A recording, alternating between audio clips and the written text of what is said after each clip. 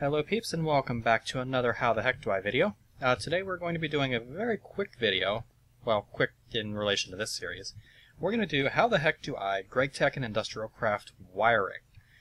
There's been a lot of people who've been blowing up machines recently playing on Galts, and I've heard of it a lot on forums and everything too. People can't understand why their machines are blowing up, so we're going to do a tutorial today to explain the wiring system, the differences between Industrial Craft and Gregtech machines, and how to safely wire up large amounts of machines so that you don't have any problems in your base. So, the first thing to understand is the difference between Industrial Craft now and Industrial Craft then.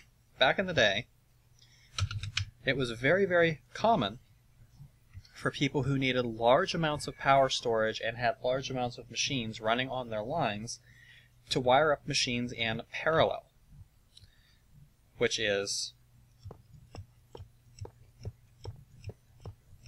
like this. Okay?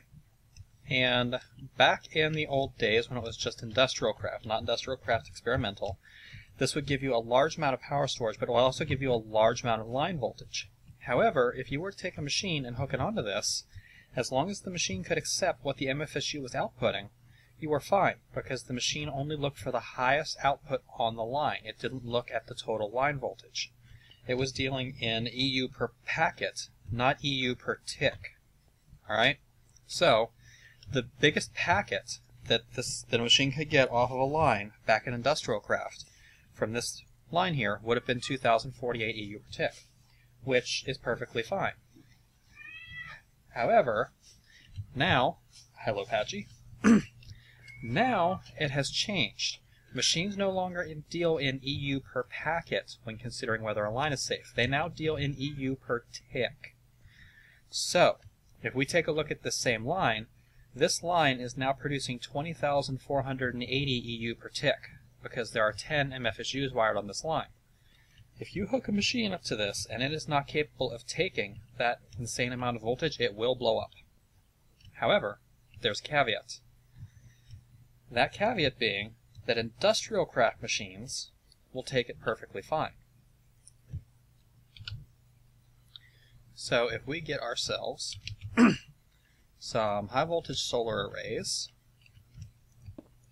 and we start hooking them up to these MFSUs, we're going to get large amounts of power once it recognizes that these things are going. We're going to start getting large amounts of power into here. If we take an induction furnace from Industrial Craft and we hook it up here, it's fine. It runs perfectly fine, even though it's hooked up to more than quad EV on this line. Why? Because this is an Industrial Craft machine. The induction furnace, even though it can only take 128 EU per tick, is an Industrial Craft machine, and Industrial Craft currently has overvoltage explosions disabled. Which means any Industrial Craft machine hooked up to any amount of voltage currently will not blow up. Now, how long will this stay true? We don't know. So this is not good practice. You don't want to do this, because if a further Industrial Craft update comes out and they reintroduce the voltage overloads, this machine's going to immediately blow as soon as it requests power. So, let's go ahead and destroy that, and let's replace this with a Gregtech machine that has the same input, and see what happens. We know what's going to happen, right? That. The machine overloaded and blew up because it was getting too much voltage, right? So, an Industrial Craft machine hooked up to any amount of voltage is safe. A Gregtech machine hooked up to a voltage higher than its upper limit in EU per tick, not EU per packet, will immediately explode. Now, Gregtech machines don't wire fire anymore, so it's not going to blow up everything on the line. But let me show you an example that was actually brought to my attention recently. We had someone who had an MFE, or had two MFEs, and he had them hooked up like this, and he had them going into a transformer of the MV variety. Patchy, shut up. And then he had this going into a line of machines, one of which I believe was an industrial centrifuge. Or no, it wasn't an industrial centrifuge. It was a blast furnace. Or no, it was a centrifuge, I think. We're going to use a centrifuge for the example. So, he had... Wait.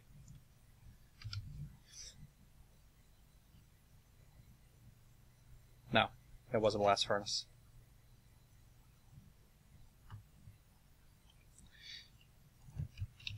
Yeah, it was a blast furnace. So, we're going to get a blast furnace and we're going to make it a basic casing. We're just going to use reinforced. We'll hook the blast furnace up right here. Build the casing.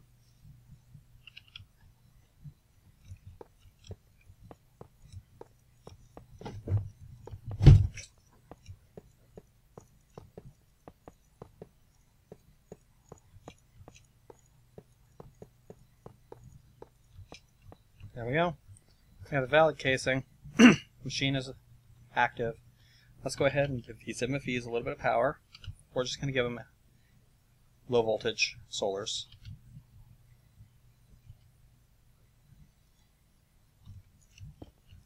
Give them one each. The amount of power coming in here isn't a big deal. So, there we go. We have power coming into the MFEs. The first little bit of power is going to go into the blast furnace, and everything here is running perfectly fine.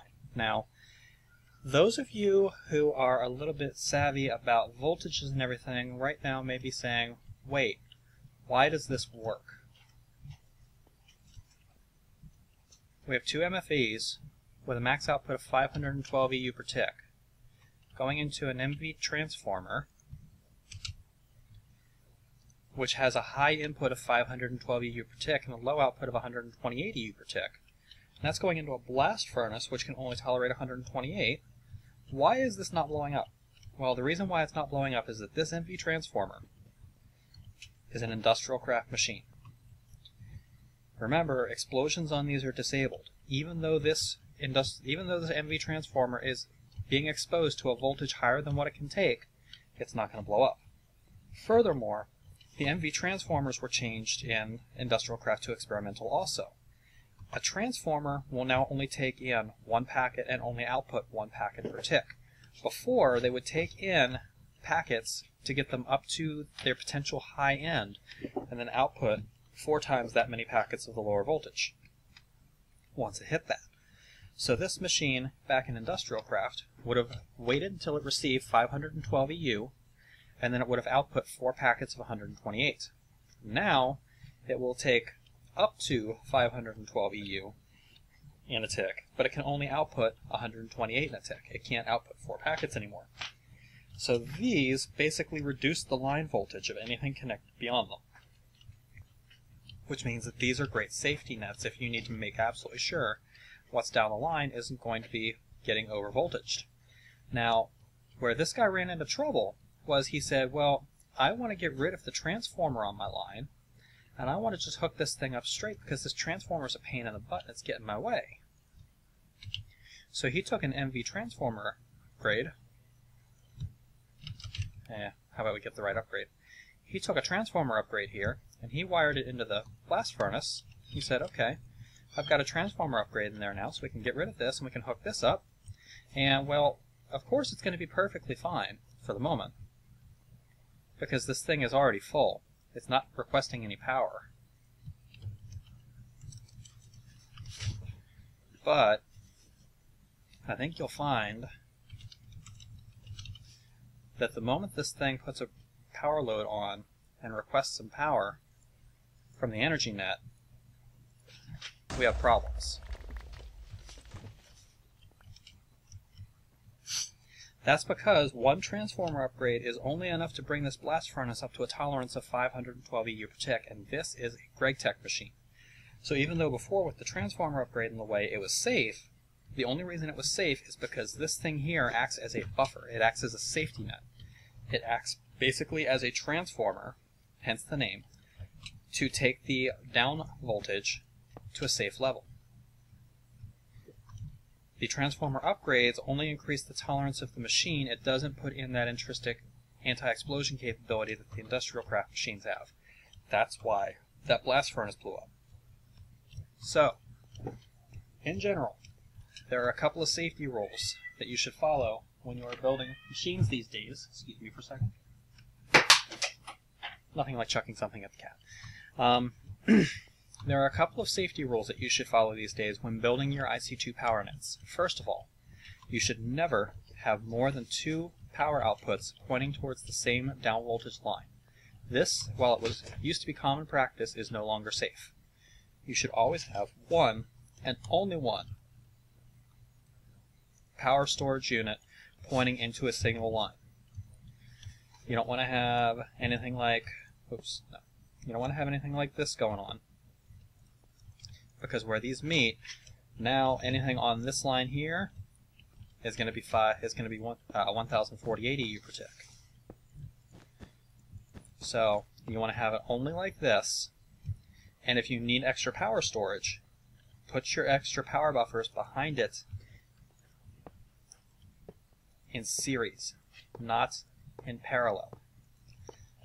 This is a safe way to increase the total amount of power storage. That over there is not. You never want to wire in parallel anymore. You always want to wire in series. Now, over here, I have, let's load up a blank. Over here, I have a setup of 16 industrial centrifuges. These things, by default, can take 32 EU per tick. If we take a look at these things with a portable scanner, you can see that I've installed 2 transformer upgrades in each one. So these things can now take a maximum safe input of 512 EU per tick, right? Over here I have an MFE which outputs 512 EU per tick, so this line is currently perfectly safe. Now, let's say I want to increase my total power capacity, or my total processing capacity, and I want to have 32 industrial centrifuges. There are 2 ways that you can do this. First, you can go through and upgrade each one of these industrial centrifuges with another transformer upgrade. Bearing in mind, you now have to use the HV transformer upgrade, because to take it up to 2048 or 8192, you have to use the HVs, not the regulars anymore. It's a little more expensive. Do that on each one of these things, and then build the new machines over here.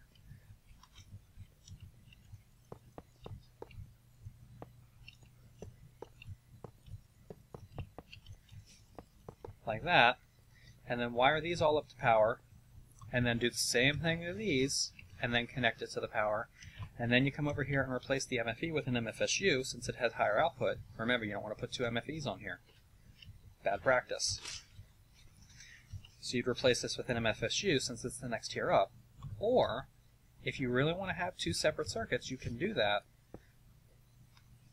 but you have to do it like this.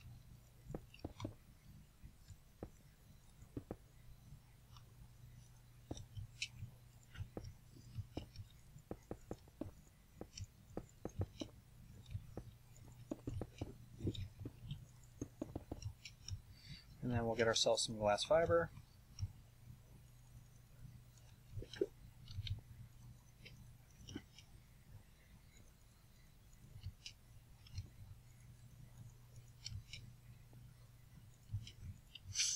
Run our connecting cable. Take that into the MFE, and then back here you can do something like this. We'll put an AESU. We'll put an IDSU behind it, since I have an IDSU in this world that's currently providing power. Remember, we're hooking MFEs up to this, so the max input is going to be 512. And you can do that. Whoa, hello.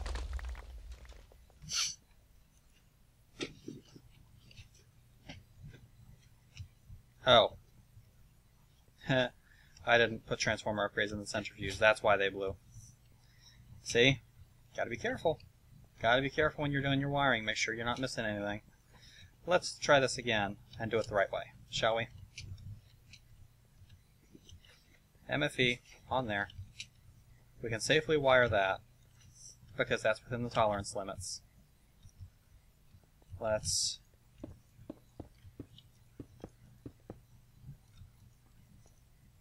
connect this back up. We'll connect these back up. I'm actually surprised more of these didn't blow. We'll connect that back up. Before we hook an MFE up here, let's go through and put our transformer upgrades in.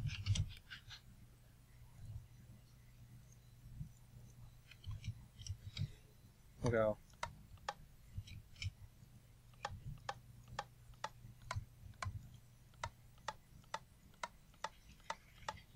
see? Good practical example.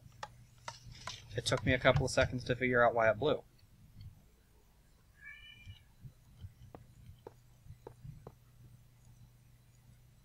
Wait for it to recognize that it's a machine. And now if we put an MFE here,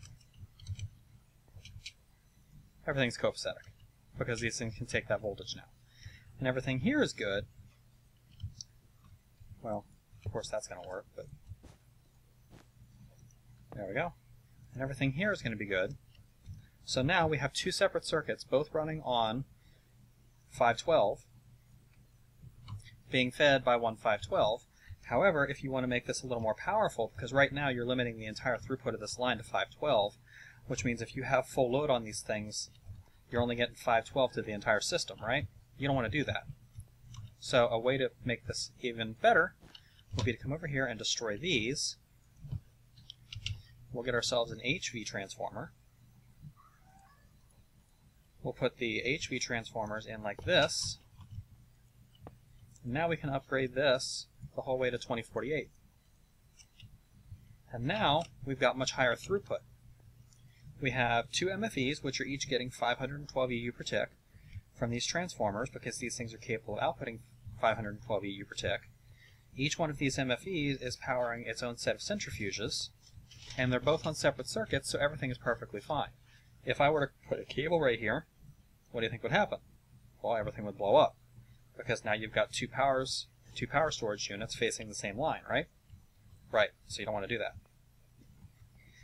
So, if you are going to be dealing with large amounts of machines, either make sure all of the machines on the downward line are upgraded to a point that they can take the power voltage necessary for the line, and then replace the primary input on the line with something that will work, or split your machines up into separate circuits and isolate those circuits with their own transformer hooked up to a higher power input. These are the only really safe ways to wire machines these days. You can't just, hook up a whole bunch of power storage and point it at a whole bunch of machines and pray for the best. You have to be a little bit more aware of how those power storage units are going to interface with all of these things down lane, right?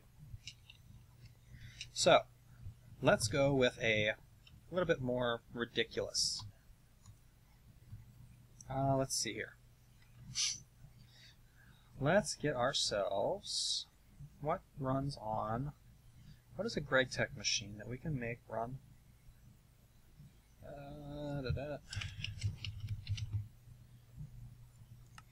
We'll just do it this way.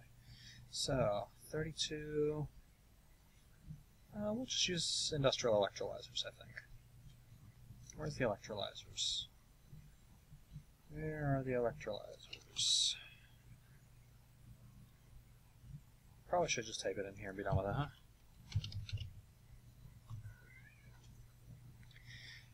Not the electric item clearer, the industrial electrolyzer. Thank you. Okay, the industrial electrolyzer takes 128 EU per tick. So a line of 4 is 512. 4 lines of 4 are 2048.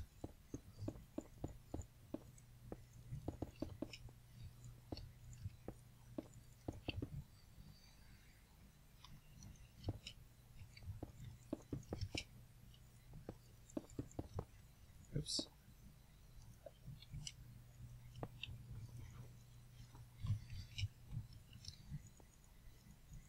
So, we'll do this.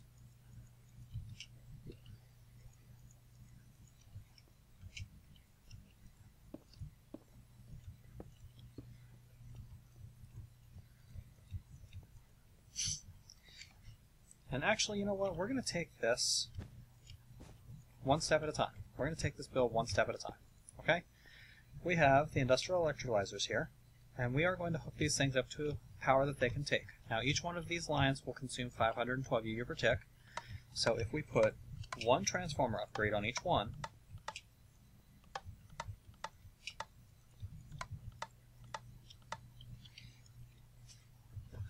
and we confirm one transformer upgrade on each one, we get ourselves some MFEs. We put our MFEs on here.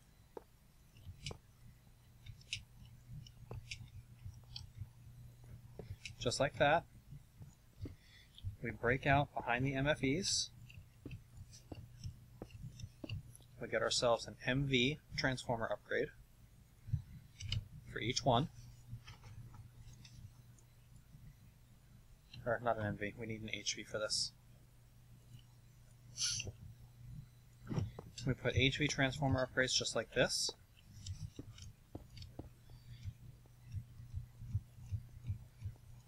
We put this upstream to an MFSU.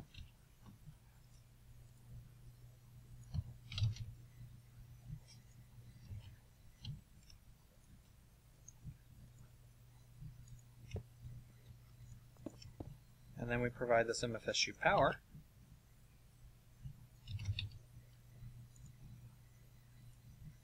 Remember, we can do this at up to 2040 ADU per tick now.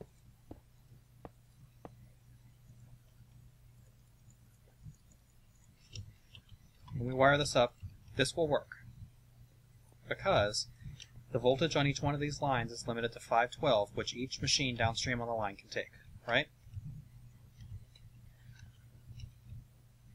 So everything's good, everything's fine. Now, let's say we want to add more industrial electrolyzers, right?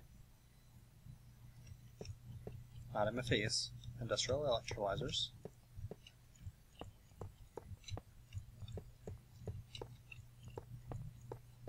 For those of you thinking this is overkill, it's not. Wait until you see my video on how to automate fusion reactors.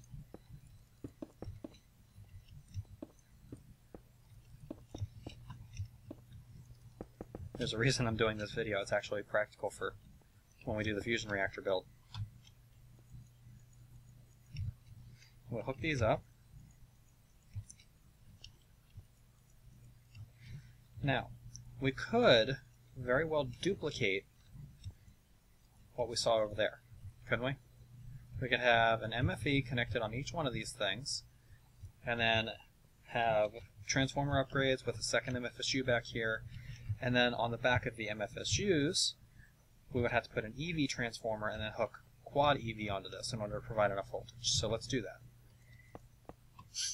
Let's destroy those. Let's break out all of these. We'll do 4 MFEs with 4 transformer upgrades.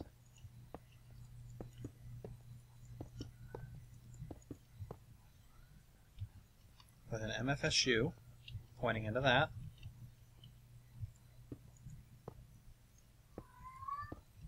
Shut up! Gizmo. Once again, my cats love to wait until I'm recording. And then we need an EV transformer on each one of these. We do 1 EV transformer there and 1 EV transformer there.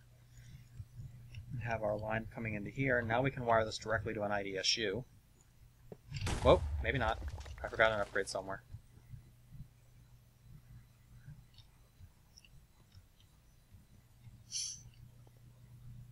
Apparently I missed an upgrade.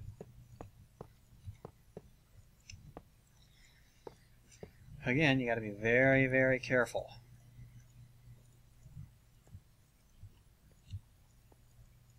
When wiring these things up. Patchy, stop! Okay, try this again.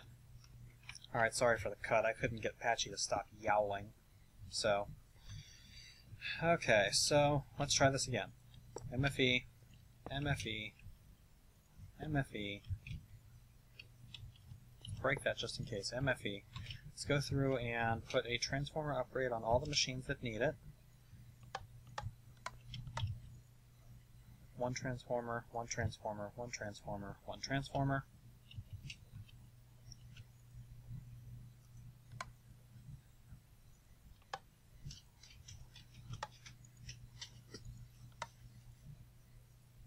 Now we have transformer upgrades on all those. Okay, sorry for the second cut. Let's see if we can finish this video before anyone else starts squalling.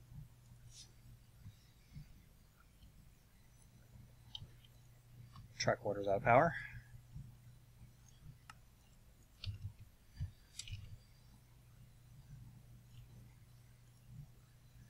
Okay, one transformer.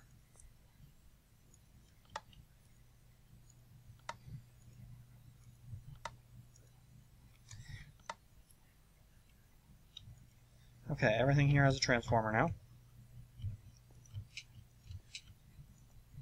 Hook these back up. Get our MV transformers. Hook these up. And we should be able to connect this now and it should be okay. Yep, now we're okay. I missed a transformer somewhere. So, now we have pretty much exactly the same thing, but now we're feeding it off of quad EV. The quad EV is being downstepped by these transformers into EV, which is being further downstepped by these transformers into HV, which is then being fed into the machines, which can each take HV. However, this network is starting to get kind of ridiculous, isn't it? I mean, we've got 8 freaking MFEs going into all of this. What if we want to upgrade this again so that we have even more? Well, this is where you start consolidating, and you go, oh, yeah, one transformer upgrade. So now you get your HV transformer upgrades, and we're going to do one on each.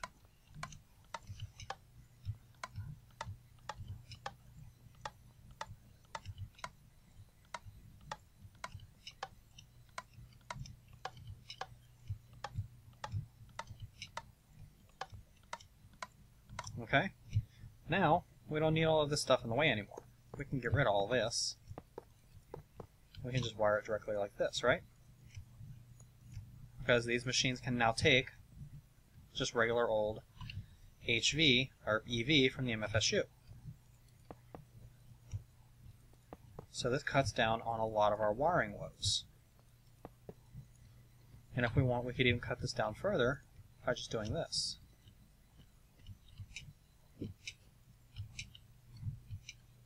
Oh, nope, you can't do that. The only reason that didn't explode is because these machines are all full. Remember, you still have to have the 2 separate circuits here. But as long as you have those 2 separate circuits, you can cut it down a little bit like this. And then you can do the same thing over here.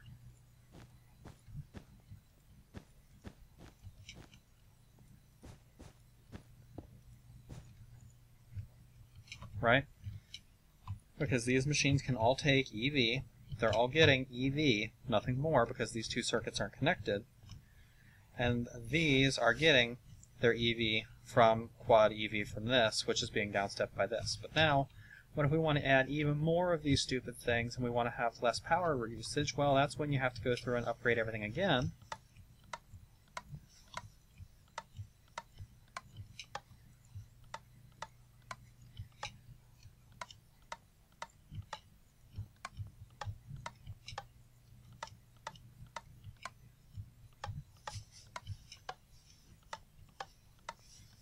Now that we've got all that done, we can skip all this nonsense and just go straight to EV.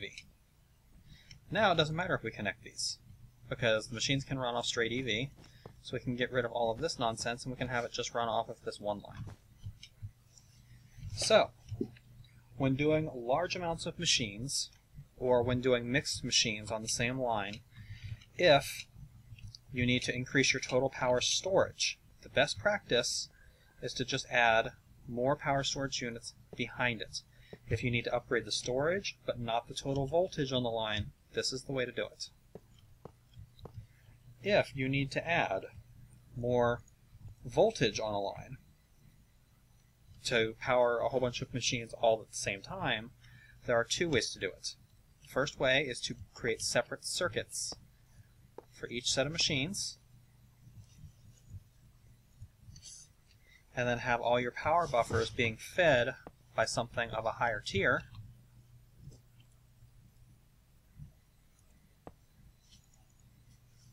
like this, or go through and upgrade all of your machines to take the new voltage, destroy all of these, and then just put everything directly to the one machine. Upgrade the machines, then upgrade the tier. Separate circuits, or transform and upgrade the tier of power. It's your choice. Personally, I would prefer to just upgrade the tier, because by the time you're done, you could have centrifuges being run off CSUs and then have to change those. You could have, let's do something totally stupid here. You could have 4 CESUs like this, all powering a line of centrifuges, and well, now we need to upgrade it, so now we're going to do HV transformers like this. We're going to have an MFV behind here, like that, and oh, now we need to add more, so we're going to go like this, and no, we're going to go like this, and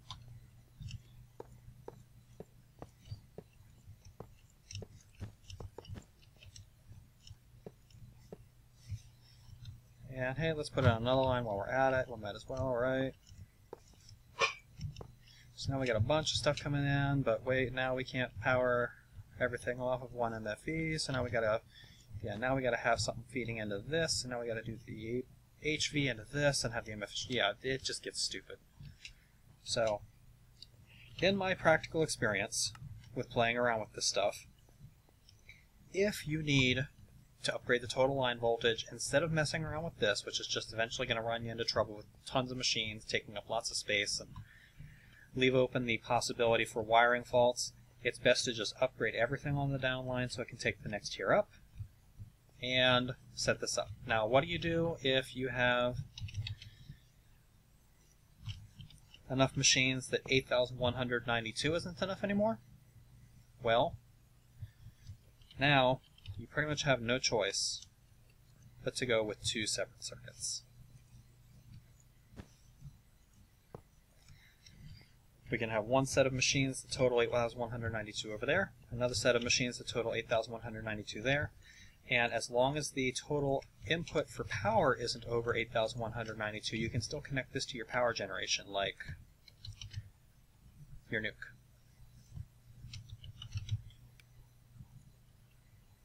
You can still do this, as long as this thing isn't producing 8196. Or 8192. I don't know why it's 8196 maximum for this, but whatever. So yeah, I think I've beaten this horse to death enough. Hopefully this gives you guys a better understanding of the industrial craft wiring, the reason why machines might blow up, how to safely wire large amounts of machines together, and how to handle that inevitable time that comes when you have to upgrade your total power storage because you're just generating too much power and you don't have enough room to store it, or when you need to upgrade your total line voltage because you're seeing that stupid insufficient energy line showing up on your blast furnaces because you've got too much stuff running. So, this has been Night Dagger with How the Heck Do I, Gregtech, and Industrial Craft Wiring. See you guys later. Catch you later, peeps.